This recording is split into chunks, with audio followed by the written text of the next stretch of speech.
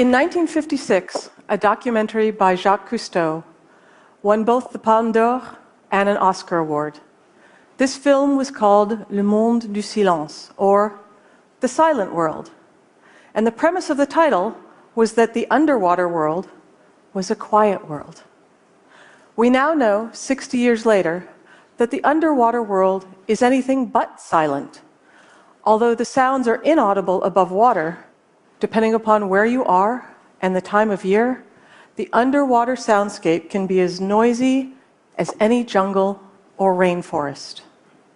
Invertebrates like snapping shrimp, fish, and marine mammals all use sound. They use sound to study their habitat, to keep in communication with each other, to navigate, to detect predators and prey.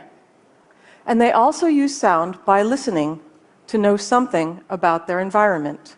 Take, for an example, the Arctic. It's considered a vast, inhospitable place, sometimes described as a desert, because it is so cold and so remote and ice-covered for much of the year. And despite this, there is no place on Earth that I would rather be than the Arctic, especially as days lengthen and spring comes. And to me, the Arctic really embodies this disconnect between what we see on the surface and what's going on underwater. You can look out across the ice, all white and blue and cold, and see nothing. But if you could hear underwater, the sounds you would hear would at first amaze and then delight you. And while your eyes are seeing nothing for kilometers but ice, your ears are telling you that out there are bowhead and beluga whales, walrus, and bearded seals. The ice too makes sounds. It screeches and cracks and pops and groans as it collides and rubs when temperature or currents or winds change. And under 100% sea ice, in the dead of winter, bowhead whales are singing. And you would never expect that, because we humans, we tend to be very visual animals. For most of us, but not all, our sense of sight is how we navigate our world. For marine mammals that live underwater, where chemical cues and light transmit poorly, sound is the sense by which they see. And sound transmits very well underwater, much better than it does in air. And so signals can be heard over great distances. And in the Arctic, this is especially important, because not only do Arctic marine mammals have to hear each other, but they also have to listen for cues in the environment that might indicate heavy ice ahead or open water. Remember, although they spend most of their lives underwater, they are mammals, and so they have to surface to breathe. So they might listen for thin ice or no ice, or listen for echoes off nearby ice. Arctic marine mammals live in a rich and varied underwater soundscape. In the spring, it can be a cacophony of sound.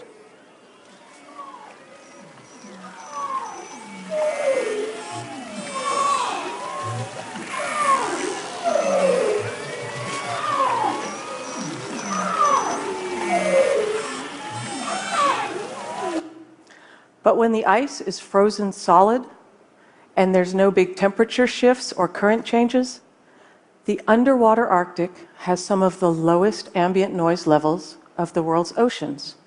But this is changing. This is primarily due to a decrease in seasonal sea ice, which is a direct result of human greenhouse gas emissions. We are, in effect, with climate change, conducting a completely uncontrolled experiment with our planet. Over the past 30 years, areas of the Arctic have seen decreases in seasonal sea ice from anywhere from 6 weeks to 4 months. And this decrease in sea ice is sometimes referred to as an increase in the open water season. That is the time of year when the Arctic is navigable to vessels. And not only is the extent of ice changing, but the age and the width of ice is too. Now, you may well have heard that a decrease in seasonal sea ice is causing loss of habitat for animals that rely on sea ice, such as ice seals or walrus or polar bears. Decreasing sea ice is also causing increased erosion along coastal villages and changing prey availability for marine birds and mammals. Climate change and decreases in sea ice are also altering the underwater soundscape of the Arctic. Now, what do I mean by soundscape? Those of us who eavesdrop on the oceans for a living use instruments called hydrophones, which are underwater microphones, and we record ambient noise, the noise all around us.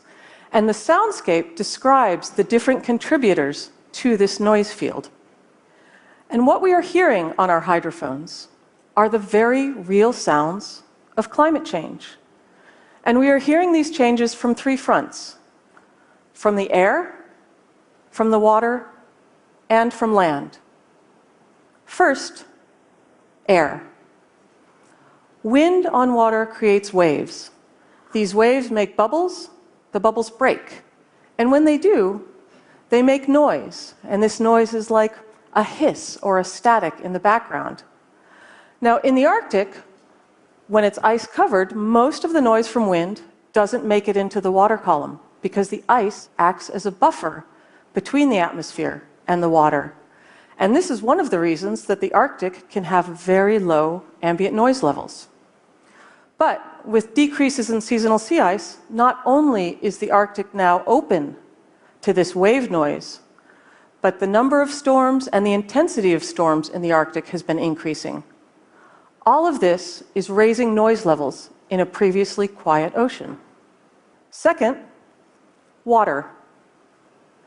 With less seasonal sea ice, subarctic species are moving north and taking advantage of the new habitat that is created by more open water. Now, Arctic whales, like this bowhead, they have no dorsal fin because they have evolved to live and swim in ice-covered waters. And having something sticking off of your back is not very conducive to migrating through ice, and may, in fact, be excluding animals from the ice. But now, everywhere we've listened, we're hearing the sounds of fin whales and humpback whales and killer whales further and further north and later in the season. We are hearing, in essence, an invasion of the Arctic by subarctic species. And we don't know what this means. Will there be competition for food between Arctic and subarctic animals? Might these subarctic species introduce diseases or parasites into the Arctic? And what are the new sounds that they are doing to the soundscape underwater? And third, land. And by land, I mean people. More open water means increased human use of the Arctic. Just this past summer, a massive cruise ship made its way through the Northwest Passage, the once mythical route between Europe and the Pacific. Decreases in sea ice have allowed humans to occupy the Arctic more often. It has allowed increases in oil and gas exploration and extraction, the potential for commercial shipping, as well as increased tourism. And we now know that ship noise increases levels of stress hormones in whales and can disrupt feeding behavior. Air guns, which produce loud, low-frequency whoops every 10 to 20 seconds, change the swimming and vocal behavior of whales. And all of these sound sources are decreasing the acoustic space over which Arctic marine mammals can communicate.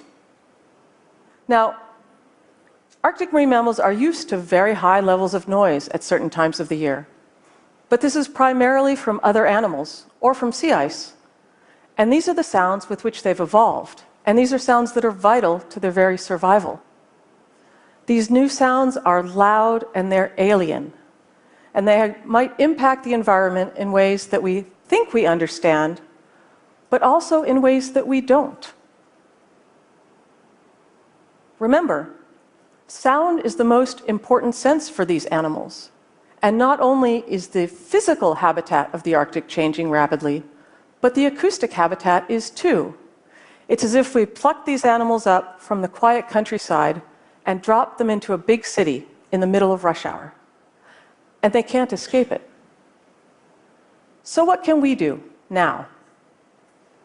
We can't decrease wind speeds or keep subarctic animals from migrating north, but we can work on local solutions to reducing human-caused underwater noise.